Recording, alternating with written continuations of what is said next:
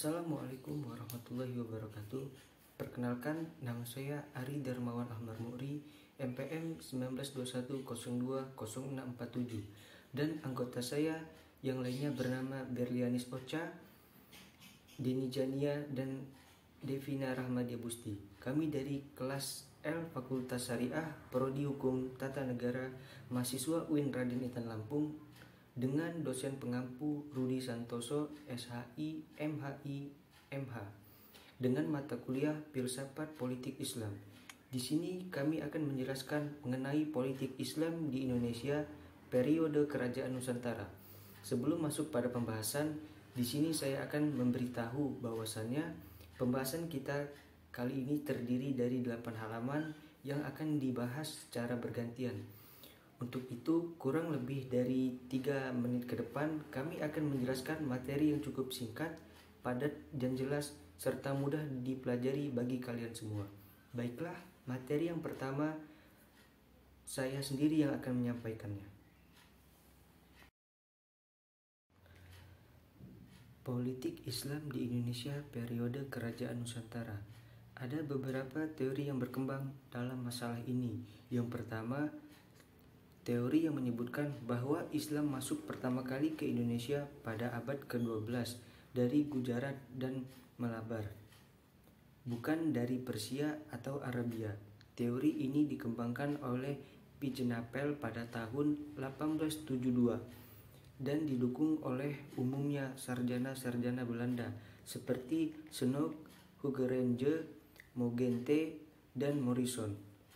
Teori kedua yang dikembangkan oleh S.O. Fatimi yang menyatakan bahwa Islam datang dari Bengal. Ia berargumentasi bahwa kebanyakan orang terkemuka dari Pasai adalah orang-orang Bengali atau keturunan mereka. Islam muncul pertama kali di Semenanjung Malaya pada abad ke-11 Masehi. Adalah dari pantai timur, bukan dari Malaka, melalui Kanton, Phan atau Vietnam, Leran, dan Terengganu. Dan teori ketiga mengatakan bahwa Islam datang ke Indonesia langsung berasal dari Arab, tepatnya Hadramaut. Teori ini pertama kali dikemukakan oleh Crawford 1820 dan didukung oleh Salomon Keizer 1859, Neyman 1861, De Holder 1862, 1868, dan Fichte 1878. Terlepas dari perbedaan pendapat tentang tempat asal, pembawa, dan kapan masuknya Islam ke Nusantara, yang jelas bahwa penyebaran Islam secara massal dan pesat ke seluruh wilayah di Nusantara terjadi pada abad ke-13 Masehi, yang dianggap oleh ilmuwan Barat sebagai awal masuknya Islam ke Nusantara. Seorang pengembara Muslim dari Maroko, Ibnu Battuta, yang melakukan kunjungan ke Kerajaan Pasai pada tahun 1345 Masehi, menjelaskan bahwa penduduk di pulau-pulau yang dikunjunginya pada umumnya menganut mazhab Syafi'i.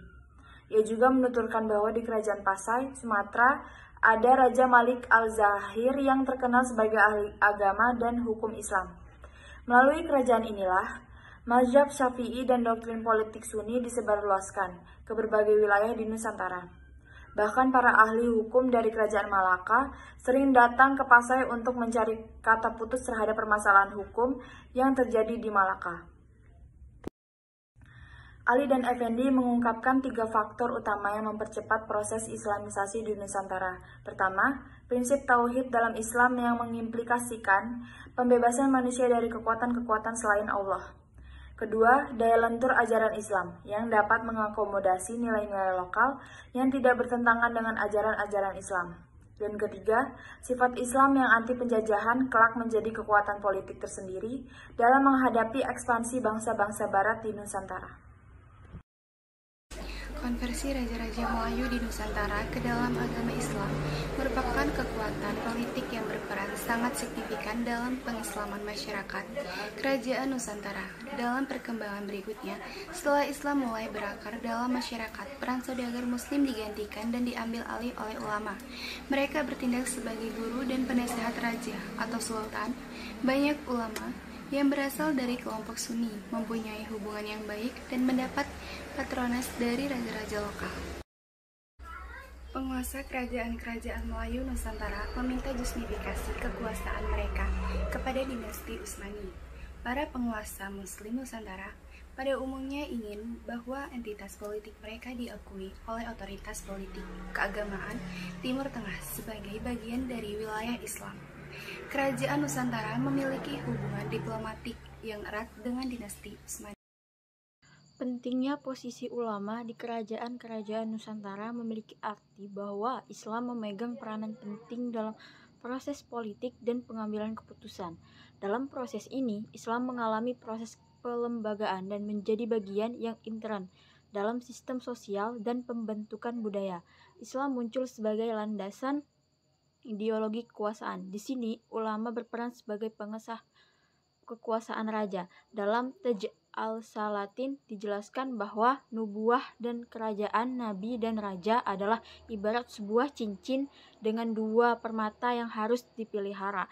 Para rasul memainkan fungsi nubuah, yaitu fungsi keagamaan, menyuruh orang berbuat kebaikan, menegakkan keadilan dan kebenaran, serta melarang perbuatan-perbuatan jahat dan tercela lainnya. Sementara hukumah atau kerajaan memainkan fungsi politik, menjaga manusia dari segala bentuk kejahatan dan kesewenang-wenangan.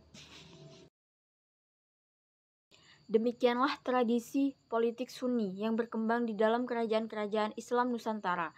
Raja atau sultan menempati posisi sentral dalam politik.